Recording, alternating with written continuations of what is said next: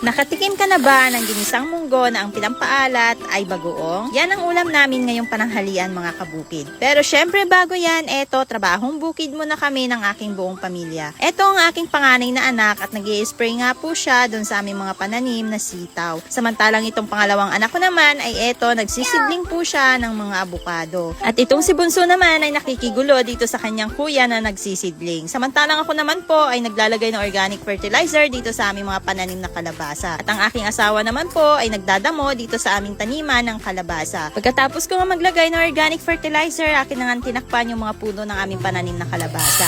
At eto na nga si panganay, tapos na nga po siya sa kanyang trabaho, kaya inutusan ko na nga siya mga kabukid na magpalambot nga nitong munggo para pang ulam namin. At yan na nga mga kabukid, pagkarami-raming reject ng ampalaya. So hinugasan na ng aking anak itong munggo bago niya nga isalang nang sa ganun ay matanggal yung alikabok. At habang ako naman ay abala pa rin sa aking mga trabaho. Ganito ang routine namin mga kabukid kapag wala pong pasok ang mga bata. Masalo na si panganay ay hindi pa naman nag-i-start ang kanyang klase dahil college na po yan. Tulong-tulong kami sa mga gawain dito sa bukid. Syempre, sila din naman na makikinabang kapag namunga na yung aming mga pananim na gulay. Mayroon na silang magagamit sa kanilang pag-aaral. At hindi nga lang yun mga kabukid, syempre, ganyan talaga dapat na mapalaki natin ang ating mga anak na tumutulong sa atin.